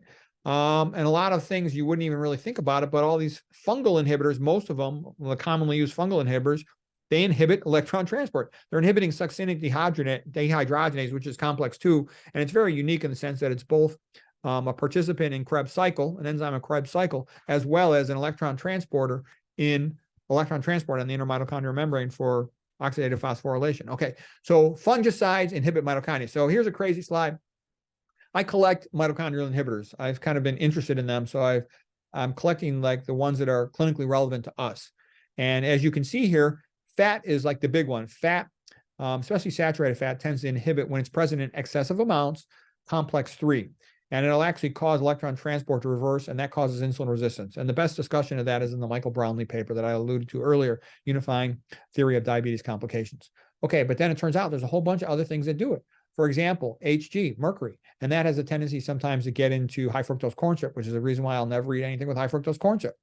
Okay, F- inhibits complex 4. That's why I won't drink water with F- in it. Okay. Lead is sometimes a contaminant in a few things that'll inhibit this pathway. Omega-6 oils have a tendency to be converted partly into toxic aldehydes like hydroxynonenal, HNE, that inhibits ATP synthase over here. Cadmium is on automobile brake pads, and that's why I won't sit at a sidewalk cafe when that's on a busy street, because I don't want to, get that into breathe that stuff in. Okay. Atrazine, which is commonly sprayed on GMO non-organic corn. So I won't eat that stuff. That's a very powerful estrogenic chemical. Plus, it's a mitochondrial inhibitor. You see how all of this stuff can add up? All right. Can you see my hands right now? Are you able to see my hands? Okay. Well, I was going to. Yes. I can see your hands. Okay. So I'm going to show you, this is actually the Peter Rogers theory of neurovascular uncoupling. You have a neuron in your brain, and it has a baseline level of work that it needs to do. That's its metabolic rate. And it has a baseline level of oxygen and glucose. So this is called neurovascular coupling, that the oxygen and glucose delivery to the brain cell has to be matched and even. And so if you take a stimulant like caffeine or tobacco, or methylphenidate, for ADHD, you are increasing the metabolic activity of that neuron. Or if you're stressed out, all these things increase glutamate across the synapse, excitatory neurotransmitter, and you're going to increase the metabolic rate of that neuron. All right. Now, if you simultaneously eat a meal that's quite high in fat, you drop the oxygen delivery, let's say about 15-20%. So now you're going to have a bigger gap between the metabolic need of that neuron and its oxygen and glucose delivery. All right. Well, if you eat a lot of sodium in that meal, you vasoconstrict, you tighten up that artery, so you're gonna widen this gap. Then the more of these mitochondrial inhibitors you're exposed to, the more you're dropping the energy production. So you're widening the gap between the metabolic need of that neuron to do its job, to function, and also to stay alive, and what it can actually produce, amount of energy. So the bigger this gap between oxygen glucose delivery, which also really means oxygen energy production level, and the metabolic needs of that neuron, the more likely it's going to go, screw it, and it's just going to die. When a neuron cannot meet its metabolic demands that are placed upon it, it will slowly go into what's called apoptosis. Apoptosis is also called programmed cell death. It's a gradual death whereby the cell recycles itself, so its chemical constituents can be, absorbed by a macrophage and sent to other cells to be used. So it's a way the body, because lots of cells undergo apoptosis all over the body for good reasons in other locations, but you don't want that randomly happening to your brain cells. So what I'm saying is all of these things are dropping your energy level, your energy production ability. So you want to avoid this stuff as best you can. And so many people, what's happening is they're having their brain cells be damaged by not one, but more like 10 or more things inhibiting their mitochondria, inhibiting their circa, okay, causing increased metabolic activity, the stimulants, the caffeine, the MSG, the tobacco, okay, it's all bad, okay? The glyphosate, often sprayed on non-organic GMO soy, that's also an excitotoxin, okay? So I tell you all this because you want to learn these things and just avoid them all. Once you know them, it's easy to avoid them, okay? And the way I would, metaphorically say it is, imagine you're walking down the street and a car's coming towards you, oops, and you jump out of the way. But if the car is invisible, how do you get out of the way? Well, the way you make the car not invisible is you have to know what it is. And, it's pretty easy to look at the list and say, okay, I'll avoid it. And let's give me some other examples. Like trichloroethylene, also carbon tetrachloride, are chemicals routinely used for dry cleaning. So I don't take my clothes to dry cleaning anymore. I find I don't need to. Okay, what do? If you're working on an oil rig, you're getting oil all over yourself, and you're a big mess. Yeah, you're going to have to wash your clothes, in some industrial way. Okay, typical person, what do? You go to work, you're a pencil pusher, you may sweat your armpits a little bit. Whoop-de-doo. I don't even use laundry detergent. I just put it in water, rinse it off a little. That's fine. That's good enough. Okay. You don't need to be taking stuff to the dry cleaner. All right. And I would never work at a dry cleaner. They're exposed to so many toxic chemicals. They have very high incidence of brain damage, cognitive impairment, Parkinson's disease, etc. You don't want these mitochondrial inhibitors. Mitochondrial inhibitors are thought to also contribute to accelerated aging, Parkinson's disease, dementia. They're not good. Okay. What are some other things you can avoid? Here, these antifungals, like I was just talking about, titanium dioxide nanoparticles, they inhibit complex 2, which is both part of Krebs cycle in the mitochondrial matrix, and it's also part of electron transport in the intermitochondrial membrane. So I would not put anything on myself that's got that stuff in it. I don't even use sunscreen. If I want sunshine, I just go out, stand in front of my house or my yard, get about 30 minutes of sun, go back inside. Okay, depending on how hot it is. I'll read a book out there for a little while. I don't need to go out to the beach and rub all this sunscreen stuff on myself. Okay, if you have to work outdoors, I've seen the lawnmower guys. What do? They got a big sombrero on and they got a long sleeve shirt on. Okay. And, that seems to work pretty well for them. So you have to figure it out. Look at the statin medications. They will lower the function of coenzyme Q. All right. Like, for example, a lot of people think, oh, I got some pain. I got a headache. I got to take a Tylenol. I wouldn't do it. It's a mitochondrial inhibitor. I wouldn't take it. A lot of people say, hey, you want to learn how welding? No, I don't want to learn welding. Not because I think it's a valuable skill, but I just don't want to be exposed to the fumes. Okay. That's why I'm careful about how much iron I eat, because excessive iron within the mitochondrial matrix here, it can contribute to running the Fenton reaction, and the Fenton reaction can lead to production of hydroxyl radicals and damage the intermitochondrial membrane. All these food dyes, not all of them, but a lot of them are toxic to the mitochondria. So I won't eat any processed food that's got a dye in it. And if you have to take a medication, try to see if you can take a version of a medication that's less likely to have titanium dioxide nanoparticles in it, or to have food dyes used to color the outer surface of the pill. All right. So some of these anti-seizure medicines, what do anti-seizure medicines do? They slow down the brain. Well, I don't want my brain to be fast. A lot of these antibiotics, you look at the antibiotic and the mechanism is going to be inhibits mitochondrial function. Because remember, mitochondria is kind of like a bacteria. It's thought the symbiotic theory of mitochondria, that an ancient cell ingested a mitochondria, and then the mitochondria and it became symbiotic, working together. Okay, so what's my point? Anything that kills a bacteria, it might be harmful to you. It probably is. So I would not take an antibiotic unless I absolutely needed to. And watch out for these fluoroquinolones, because the quinolones themselves are mitochondrial toxic. F- is a mitochondrial toxin. And the typical antibiotic is a fluoroquinolone. Fluoride tends to have a really tight bond, and it helps things get across tight barriers like the blood-brain barrier, also like the blood-testicle barrier. So it's probably toxic to the testes. I haven't studied that yet, but I would be a little worried about it. I wouldn't take it unless I had to. And if I had to take antibiotics for something, I would say, what is the list on the chart? Because usually there would be 1, 2, or 3 options for the most effective antibiotic. And I would take whichever one I thought was least likely to have a negative effect on my brain. If I've had to go for a medical procedure, like when I went for my colonoscopy many years ago, I refused sedation. Okay. And everybody in my family and my friends made fun of me. I said, I don't care. I don't want to be exposed to those drugs, like a benzodiazepine, something that blocks your memory. What if it never, my memory never comes back to what it was before? I'm not taking that drug. I'm mentally tough. Whoop-de-doo. Okay. So anyways, all right, here's a little story. This is the little Dutch boy. He was walking down next to the dike, the big wall against the water, that protects Holland so it doesn't get flooded. And he saw that there was a little leak and no one was around, and he's afraid it was going to get bigger. So he stuck his finger in the hole to prevent the leak from expanding. Okay. And he kept there all night until the builders came by the next day, and then they patched up the leak. Okay. And so what I'm trying to say is, what does this remind me of in the nutrition world? It reminds me of, it's so obvious. All you got to do is look at an epidemiology textbook or video.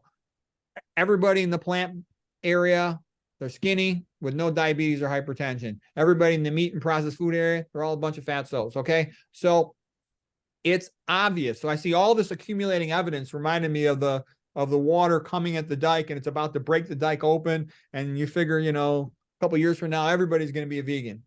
And just at the last minute, they're starting to patch the nutrition hole. They got all these people on the internet promoting Mediterranean, paleo, keto, carnivore, and they're patching the dike with this new, APEEL coating that's plugging it up, and it's going to make plant foods, especially fruits, because I know it's on avocados and apples, a lot of different apple types, and they're talking about putting on a bunch of other things, and it's going to make the fruits as unhealthy as everything else. So it's going to make it harder to demonstrate a benefit from the plant-based diet in actuality. So I'm sad about that. So just do the best you can. When I get more information, I'll let you know, but it's hard to actually learn about that, exactly what it's on and what it's not on. That would be valuable to know that. So anyways, that was what that reminded me of. Okay, what about Snow White and the Seven Dwarfs? What does that have to do with health? Now, there's some controversies about Snow White and the Seven Dwarfs. Officially, the Brothers Grimm are listed as the authors, but, I think that's a lie. I think it's obvious, because how can you tell? I think it's obvious that it was written by a woman, and it was probably written by Snow White herself, because she's perfect, okay? And then the dwarves represent the annoying habits of her husbands and boyfriends: sleepy, sneezy, grumpy, dopey. And really, Snow White used to be fat, and she was dating the doc who coached her to weight loss. And after she went vegan and lost all the excess weight, she dumped the doc and she ran off with the prince. And then she added in the wicked stepmother queen to make herself look good. So that's what I think really happened. Okay. And kind of reminded me of this painting here, Pygmalion and Galatea. So he had the statue and he fell in love with the statue and he thought she would come to life. And then she ran off on him. All right. Well, anyways, from a health standpoint, you lose your body, excess body weight, and a lot of your nagging health problems, like the nagging dwarfs. By the way, there was the 1937 version of this was great. I thought it was great, and I love the singer.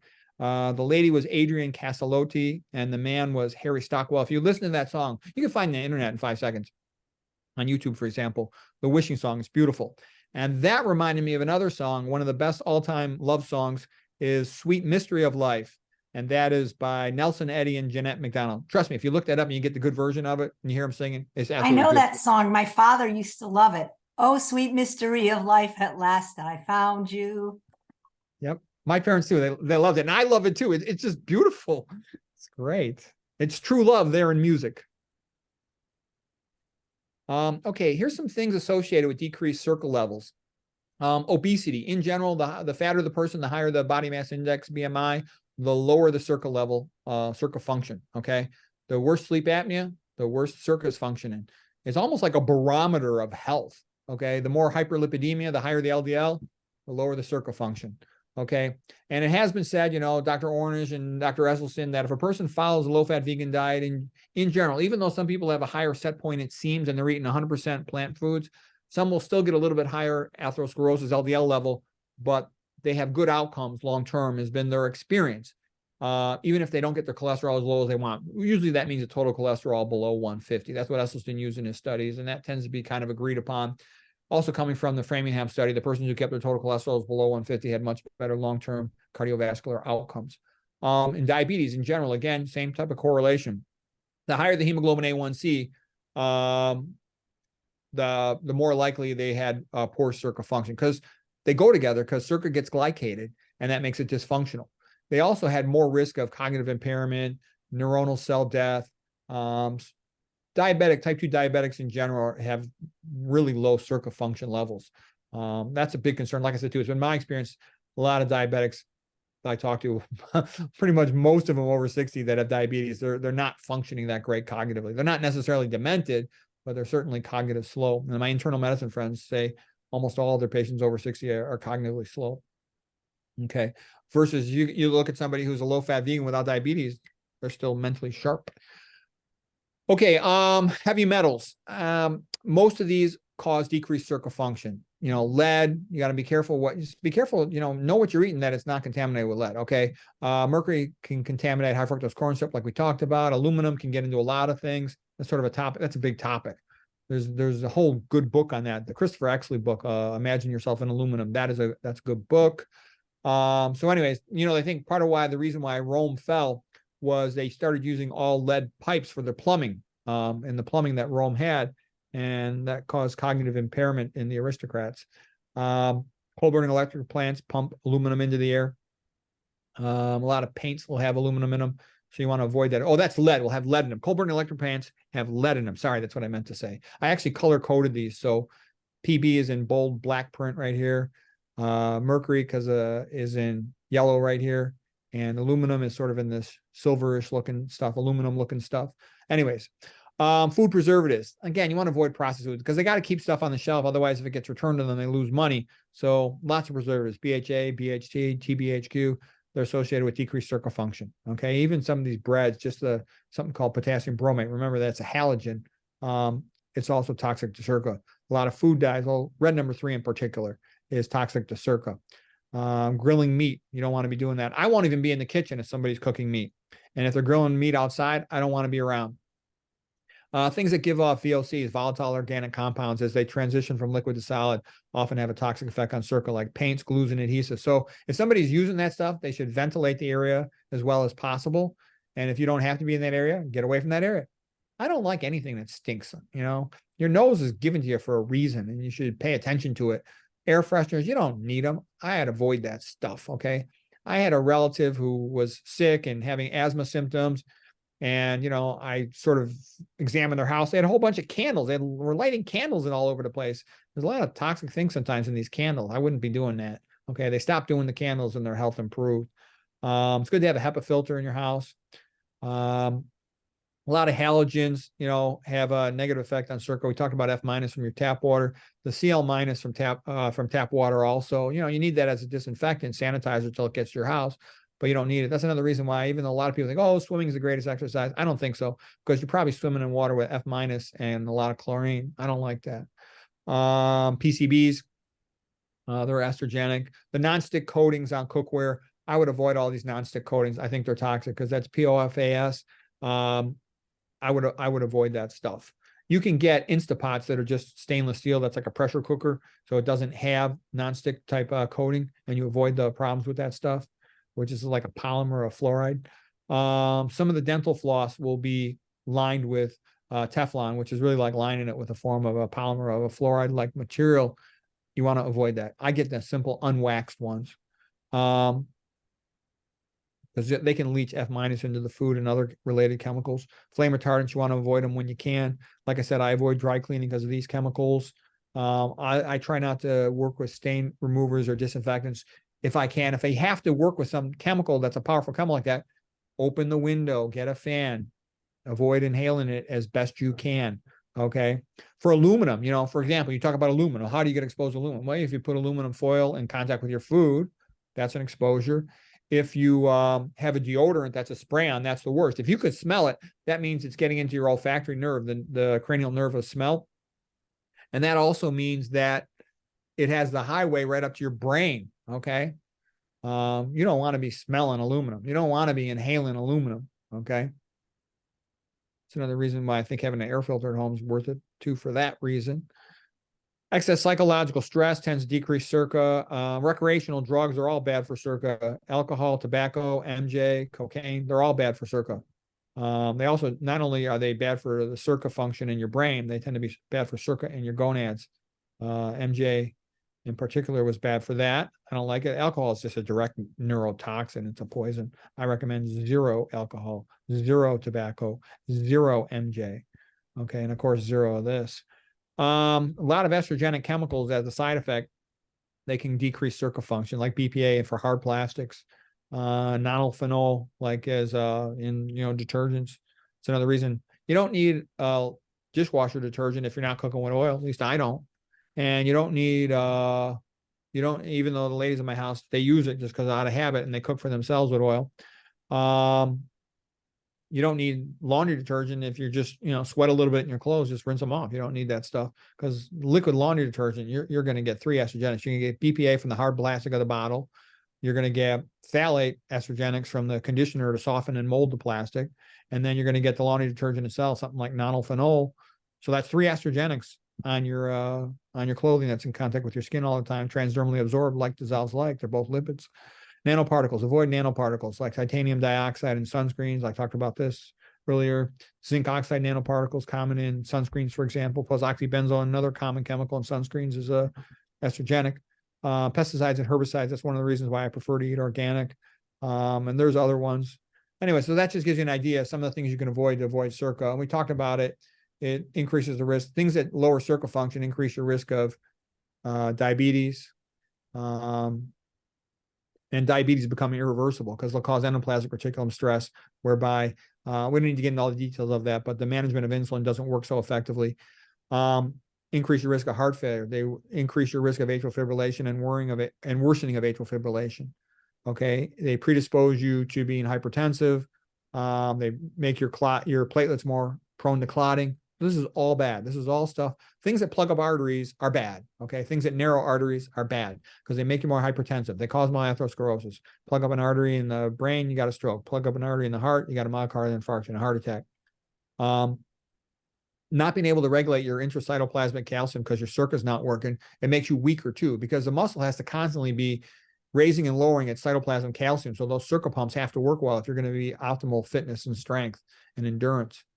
They increase your risk of cataract as well, circuit dysfunction, increase your risk of allergies because you're excessive mast cell degranulation, and they also decrease effective function in the immune system, so they increase your risk of cancer. So it's a good idea to try to have good circa function. What can you do to improve it besides healthy diet and avoiding toxins? Get your exercise, get your sunshine, you get your adequate potassium and magnesium from eating your plants, manage your stress, avoid unnecessary stress. Sometimes reframing your attitude can be helpful, because if you see certain things in a positive way, then the stress doesn't have negative connotations for you. Like for me, like let's say I have to prepare a presentation. Well, I kind of find it fun to prepare a presentation. So it motivates me, it energizes me. So that's good. That's called reframing your attitude. And for some things you can do that. For other things you won't be able to, but do it for the things that you can. Magnesium has other benefits. You get that from eating plants. It blocks the NMDA channel, the receptor in the brain for glutamate. So it helps to prevent excitotoxicity. Okay, now so that was a big discussion of circa. We're going to cover things a little bit different here. Okay, here's the next fairy tale. What does Hansel and Gretel remind you of? Okay, so the mama of Hansel and Gretel was dead, and I'll call that appreciation for natural human nature and health. And the stepmother, which is sort of the modern fake science that pretends to be real science from big pharma and big food, has taken them into the woods and abandoned them so that they might starve to death because they didn't have enough food at their regular house. And, initially they did pebbles, which worked, but then the second time they were taken out into the woods, they had breadcrumbs and the birds ate them and they were lost. They see the gingerbread candy house and the witch invites them in. And at first it seems like a good thing. They're getting all this tasty food, which is processed food with MSG and salt and fat added to it. And the witch is fattening up. She's going to eat them. And I said, it's kind of like big food fattening people up so big pharma can take their money because they get sick and need to take a bunch of pills. And the witch is a cannibal, is getting ready to eat them. All these fires lately, is the witch getting ready to eat you? And Hansel was in prison, but luckily they escaped. Okay, so anyways, getting back to this idea of the fires, it reminds me now of when Troy was burning. Okay, there was the book, the Iliad was about the Trojan War. Okay, because Helen of Troy had been taken away by the guy named Paris. Okay, it's a long story, but in the end, Troy was conquered by the Greeks, and the Trojans, many of them died. They perished in the fire. But Aeneas, this painting is actually of the last days of Pompeii, but it's pretty much the same story as the last day of Troy. I'll show you the painting of Troy. So this is Aeneas. And when he was a Trojan, and when Troy was burning, they recognized the disaster, and he carried his father. This is his father, Anchises. And it was a symbolic thing for Aeneas to carry out Anchises out of burning Troy. And what it symbolizes was the idea of the younger generation must carry on the learning and the wisdom of the older generation. Okay. And it reminds me of this quote here by Will Durant. He's a great historian. He said, "The best a man can do is to learn about the good things in civilization and to try to transmit this to the next generation. If a man is fortunate, he will, before he dies, gather up as much as he can of his civilized heritage and transmit it to his children. And to his final breath, he will be grateful for this inexhaustible legacy, knowing that it is our nourishing mother and our lasting life. Civilization is not inherited. Civilization has to be learned. And if the transmission of the knowledge of civilization is interrupted, civilization will die." Okay, so Anchises did the right thing, carrying the knowledge and wisdom of his father Anchises out from Troy. And when I heard this and saw this, I realized what I must do. So here in this modern world, I'm carrying out the knowledge of Dr. McDougall and our other forefathers of nutrition. And I can imagine what Dr. McDougall will say if I try to carry him on my shoulder. "Put me down, you arrogant little upstart. I will kick your ass. I'm the Fighting Irish." It's okay, John. It's okay. So anyways. All right.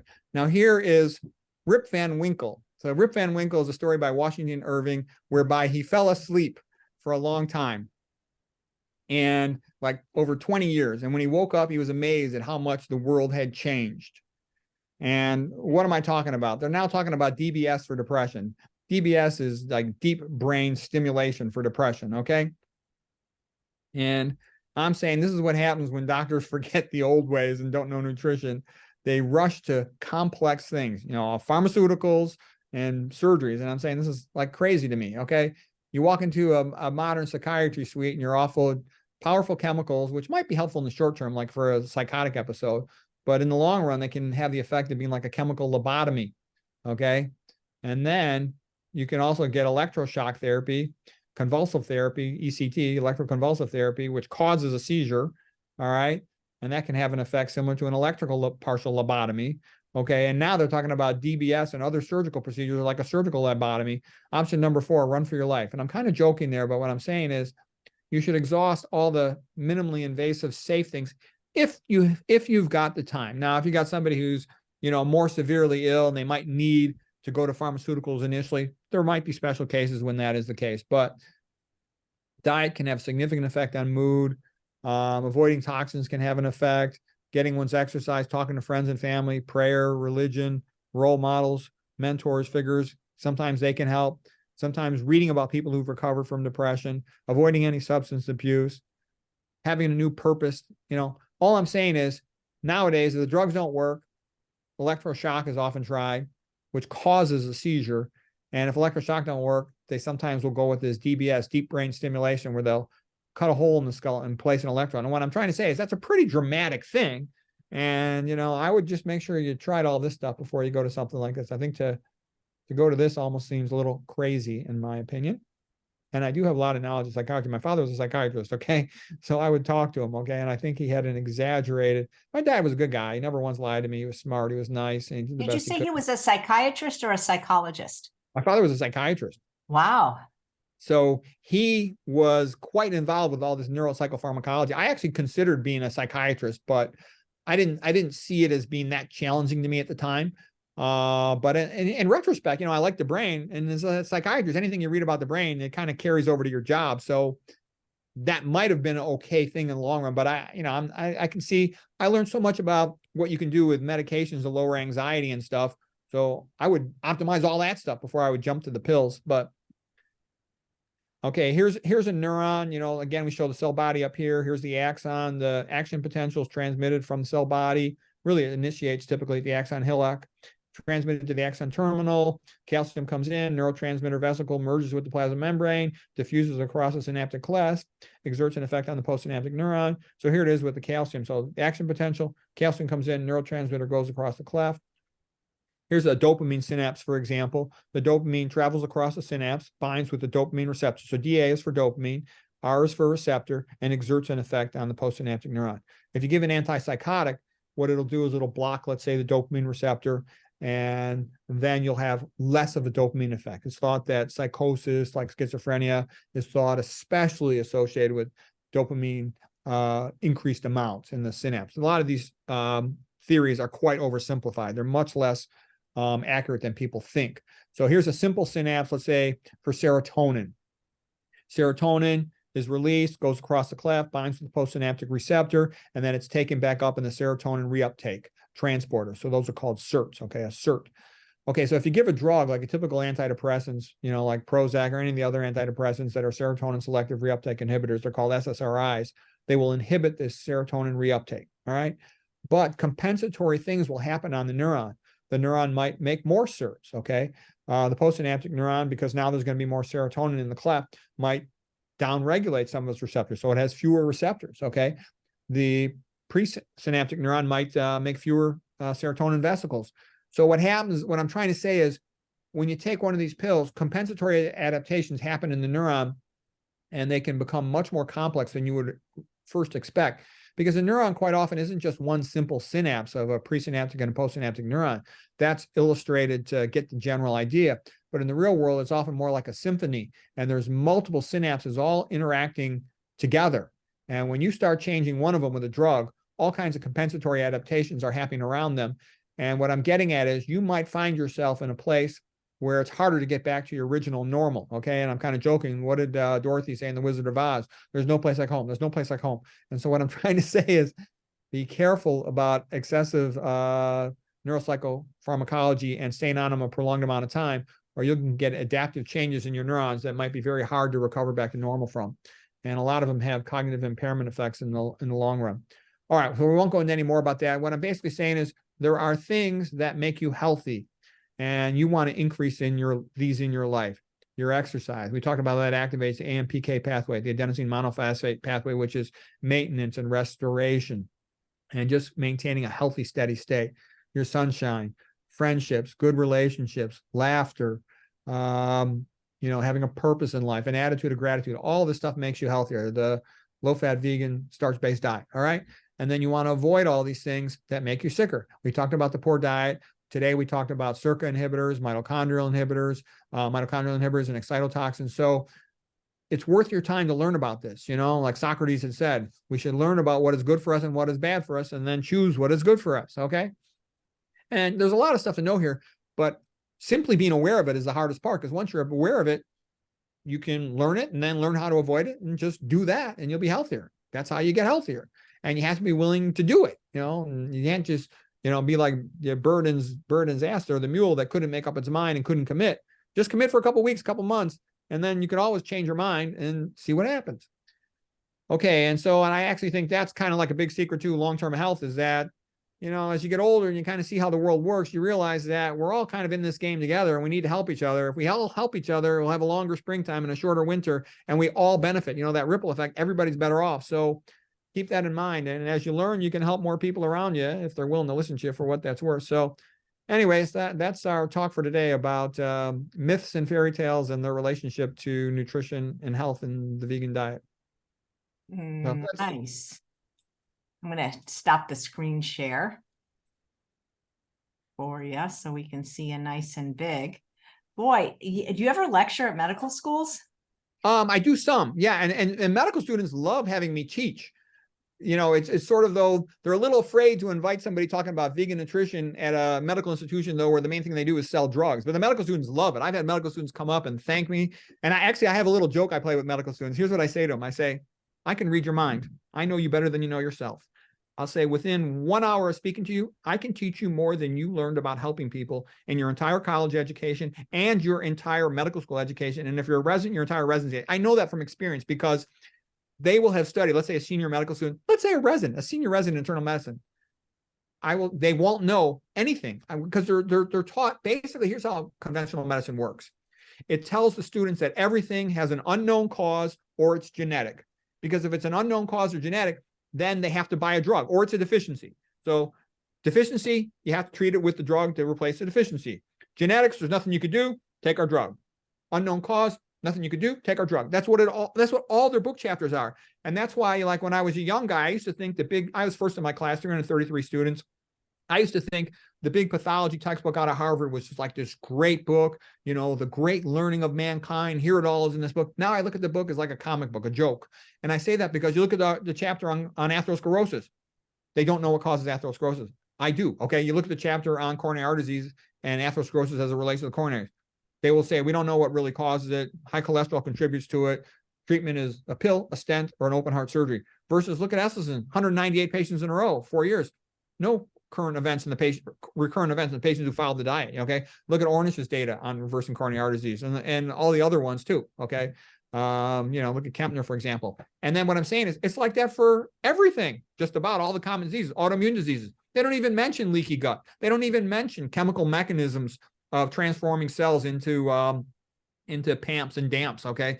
Damage associated molecular pathological patterns. Okay. They don't even mention that. All right. And it goes like that for like every chapter. On MS, you won't ever see SWANK mentioned. Okay. In the abdominal diseases, you'll never see Burkitt mentioned. They don't talk about fiber and the effect it has on, attracting water into the stool and preventing abdominal pressure syndrome. I was amazed when I came to these conclusions. When you have traumatic brain injury, you get leaky gut.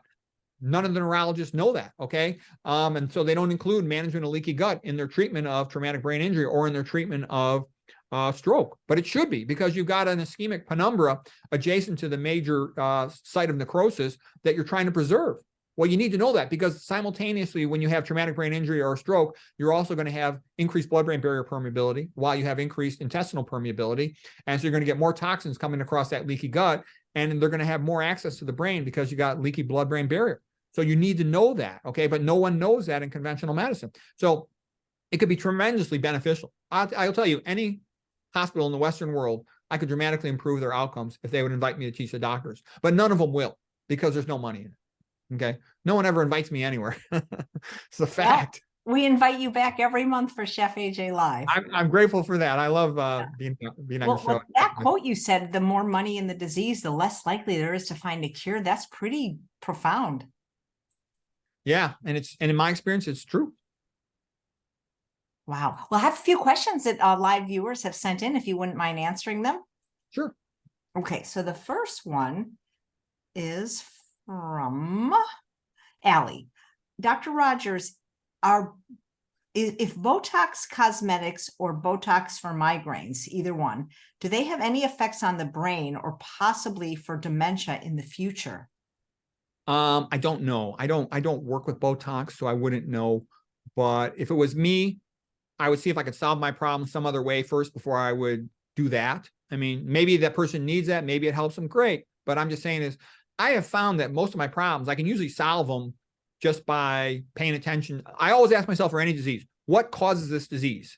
Because once you know what causes the disease, if you want to get better, you avoid the thing that causes it. That tends to be the best way to treat most things. And then I also ask myself, how can I build up this system? Like, let's say I have a physical weakness. Well, I'll just lift weights or exercise that area and make it stronger. And, so you can't always fix things in that way, but as much as you can, I always try that first. Right. Thank you. Heidi asks, is it best to eat a raw vegan diet or to include cooked foods, assuming both are quality, whole food, plant-based, no oil, sugar, etc.? All raw is more challenging, but is it worth the extra effort? Well, an interesting person is Ruth Heidrich. Ruth Heidrich, she's the famous super survivor of breast cancer. She said she became a vegan in 2 hours after talking to Dr. McDougall, and she initially ate the starch-based vegan diet for many years, for decades, and her cancer never came back. She had extensive cancer that had spread locally and was, very poor prognosis. She's supposed to be dead within a year. And then she later on switched to eating a raw vegan diet. And she also was on that for over a decade. And that has worked well for her too. So in her opinion, both work. And I would expect they would both work. I would see the potential problem is be careful with the raw vegan diet that you might start eating a lot of fats because you might have a hard time getting adequate caloric intake. Versus it's easy to get your calories when you're eating a starch-based diet. And starch means cooked food. I would see that as the potential pitfall. So I think you'd be okay with either one of them. And nowadays, too, until you know what types of coatings are put on the fruits, I'm eating less fruits until I have that figured out. And if I had to come up with a Greek myth fairy tale story, I would go with Ariadne and Theseus. And that's the one where he had to battle the Minotaur within the labyrinth. And Ariadne gave him the string, the ball of thread, the string that he used to find his way into the labyrinth so he could find his way out. Okay, so what am I saying with that? What was the point of that metaphor? It was that the starch is the thread, Ariadne's thread, that you can use to save yourself and pull yourself out of the inevitable, suffering and stuff that everybody does with chronic disease. And that's why I joked Amazing Starch from Amazing Grace, the song, because if you only know one thing, I would say the most valuable thing I ever learned from a health point of view in all of my college, med school, 2 fellowships, residency, etc., was that humans are made to eat starch. That's like the most valuable thing you could know. And I say we should all know that, the zookeeper knows what to feed the animal. Why don't human doctors and health coaches know you should feed people starch? It's the most valuable thing you could know. And just go study it. Study it as much as you can. And the more you study it, the more true you'll see it is. And fruits are also very good. The next best thing I think after starch is fruits. Just make sure they're not. Wait, do you think fruits are better than vegetables? Well, I think vegetables are great for all the nutrition, but they just can't satisfy your hunger. They don't have enough calories in them. And in my experience, they're harder to get. I don't know why it is. Maybe it's because where I live or how I shop, but I always find like you can buy frozen fruits. There's not as many frozen vegetables in my experience. You can get some, and I know some people do that. And I should maybe start doing that. But I always find them like I'll buy a bunch of salads and I'll eat them all, and I'll still have other food, plenty of starches and fruits. So then it'll be a couple days. Sometimes I miss out on my salads a little bit, but I try to eat like at least 1, if not 2 salads every day. That's great. Because the next question, actually, there is a question about the ratio. I have another one, but first let me get to this one. This is from Marsha. What do you do about hair loss on a whole food plant-based diet? How to stop it and what to do about it? Well, I don't know. Hair loss can be multifactorial. It can be partly genetic. They say you tend to have hair loss like your father did. But the other, for men, the other thing about hair loss is I think about it, look at yourself when you stand up. The hardest spot to get blood is the top of your head. It's the farthest away from your heart going against gravity. So it's also shown that people who eat diets that are atherogenic, high fat diets, high sodium diets, especially the high fat, and that have more atherosclerosis, they're predisposed and at a higher risk to becoming bald. And they used to think that was part of why Asian men who ate a predominantly rice diet were less likely to go bald, and that there's increasing baldness as Asian populations are eating more high-fat diets, is what I've heard. I haven't studied that in great detail, so I don't claim to be an expert on the subject. And I'm not aware of, I have not studied hair loss that much. I actually have a funny story about it. I don't know if we need to go into it, but yeah, sure. I used to think hair loss was such a big deal. And, I liked this girl when I was about 30 years of age or 31 or something, and she didn't want to go out with me, and I couldn't understand why. And I thought maybe it's because I'm starting to go bald. So I think it was because I didn't have that. I was a little bit bald, not rot, just kind of a little bit. And so I asked my brother, my older brother, he's only 1 year older than me, but he thinks he's like 10 years older than me. And he's real kind of like rude to me and kind of insulting me. He's like, Pete, don't do it. He goes, I know how you are. You think you know what you're doing, but you're stupid. Do not, because I thought about going to a hair club for men and getting a hair. I didn't even know what they did. They put a toupee on your head. He goes, listen, you stupid idiot. I know how you think you know what you're doing. You don't. You're stupid. Now you listen to me. I don't care what they tell you. Everyone will be able to tell. And you're going to look like an idiot, and it's not going to look good. So don't do it. And you better listen to me. You don't fucking listen to me. You should listen to me. Okay. And I'm like, okay. And then I was going out to Boston that year. And it was like a new start for me, right? Leaving Chicago to go to Boston. And so I figured now's the perfect time to do it. So I went to the hair club for men there. And first a lady talks to me. She goes, oh, you have too much hair. I don't think you need our procedure. She goes, let me talk to my manager. So she goes back. She talks to the manager. The manager goes, oh, no. You'd be a fine customer because the manager has more experience, wants the money. Okay. And I'm a stupid young guy. Broken heart, this girl wouldn't go out with me. So anyways, I get the thing. Okay. And so my brother had a friend in Boston, and these two young ladies, they're both lawyers. You know, my brother's a lawyer. And they took me out and they gave me a little tour of Boston. They took me to Faneuil Hall, like a famous tourist site in Boston. And we're at this cafe, and it's like a big mall with the streets closed off. And so I'm turning my head to talk to the waiter. Out of the corner of my eye, I see him pointing to my head. This is like right my first week going out to Boston. I go, man, it's going to be a long year. I can't believe I did this. My brother was right. And so anyways, because I did get the hair toupee thing, okay? Because I thought that was what made a difference, okay? And then I noticed all these bald guys with nice girlfriends, nice women. I'm like, I'm an idiot. I can't believe I did this. Luckily, I'm in Boston. So right when I came back to Chicago with my next job, I had the thing removed, and I never went back to that again. But it was an embarrassing moment. It was another I told you so for my older brother, who always makes fun of me. That's funny. Okay. You were talking about your hierarchy, starch first, then fruit, then vegetables. And Jane said Dr. Rogers recently said his diet was approximately 55% starch, 40% fruit, and 5% veggies. Why is the veggie component so low? Well, I would eat more vegetables if they were convenient, but I find that they're the fastest thing I keep running out of.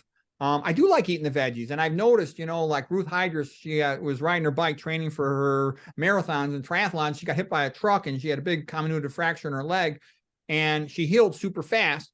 And she thinks it's from eating all those salads. And look at Caldwell Esselstyn now recommending his, more serious cardiac patients eat a bunch of greens all day long, like 6 different servings all day long, to keep having more nitric oxide, because that vasodilator improves your healing. So I do think, in a perfect world, if everything is available, you got to remember, I'm a triple boarded physician who works long hours most of the time. I don't have a lot of time, and I just eat OMAD diet when I come home.